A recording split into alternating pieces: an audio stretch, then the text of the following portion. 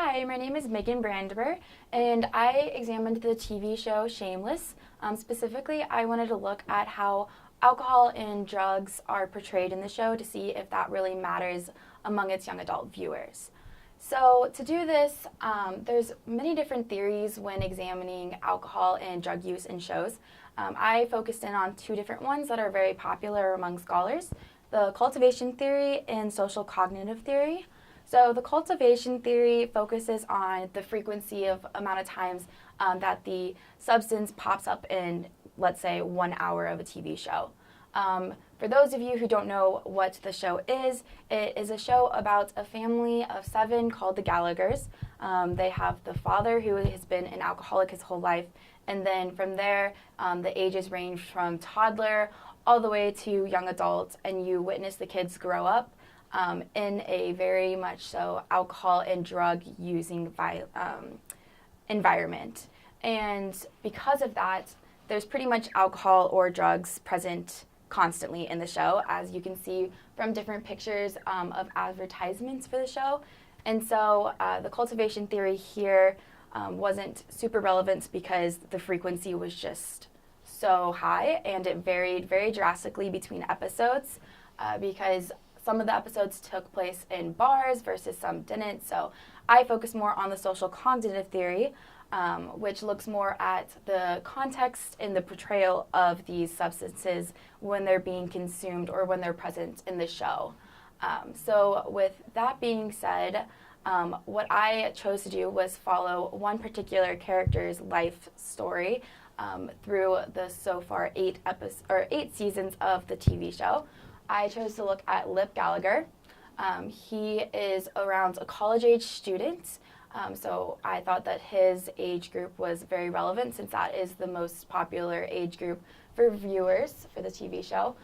So we find him starting off as using alcohol and drugs just for fun with friends in social contexts, that kind of thing. And then, like around season 3 and 4, he starts to progress to using these things more frequently and as an escape to avoid situations. Maybe he comes home from a bad day of school and chooses to use those kinds of substances. And then it escalates to season 5 and 6 when he's starting to actually use them much more frequently, almost to the point of every day. He begins to sell drugs, actually. He is an RA at his college and is selling them out of his RA college dorm room, in fact. Then we get to the point where in season 6 and 7, he is actually considered an alcoholic. He's drinking every day, using drugs. It's starting to really affect his life at this point. He actually breaks into a professor's home. He ends up getting kicked out of his college and has to go home. He loses an internship. He is a very bright, smart person, but because of his choices of using these substances, it all starts to fall apart on him. He ends up having to go and work for his sister's diner. And then we get to the point in season 8, which is the most current season, where he is actually clean. He's no longer using the drug or the alcohol because he went to rehab, which his professor actually paid for, and he's going to regular AA meetings. And so I said that following this particular character was very important because he goes through all the different cycles of alcohol use, in particular, also drug use. He starts out just using it casually and then progresses to the point where it's an everyday occurrence, and then to the point where he is completely clean and not using them anymore. But you still, as viewers, witnessing that daily struggle of trying to convince himself to stay clean. And I think that with the social cognitive theory, this is very important because it's the way that it's portrayed. So there are many people when viewing these kind of TV shows with alcohol and drug use on both sides of the spectrum. Some say that it encourages young viewers to use these substances themselves. Some say that in fact, there's no real evidence that this is true. So, for example, the people who say that it is true, it does encourage viewers to use these substances, say that you typically follow what your favorite TV character is going to do in life. it's like a role model type of thing. And then on the other hand, though, the people who say it doesn't really have an effect that we can fully determine say this because there's so many different variables that influence a person's drug and alcohol use.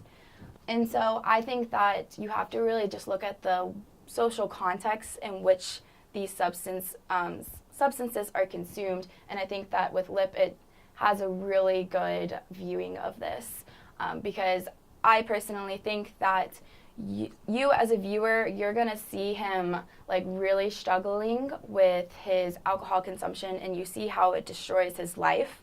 And I personally think that could tend to shift viewers to say like, oh, I don't want to be that kind of person. I don't want to drink to the point of excess and end up getting kicked out of college and losing everything like Lip does.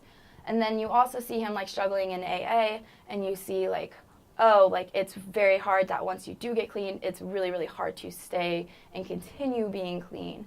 So I think that personally with this specific TV show, it can actually have a positive effect in the way that the alcohol is consumed actually does matter because it can influence viewers to possibly view it as a cautionary tale. Whereas on the other hand, there are certain situations where it's portrayed negatively, and that could cause viewers to maybe want to use the substance themselves. But for the most part, I think it can be viewed as a cautionary tale, and overall, I think that the portrayal of how the substance is consumed really does matter. Are there any questions?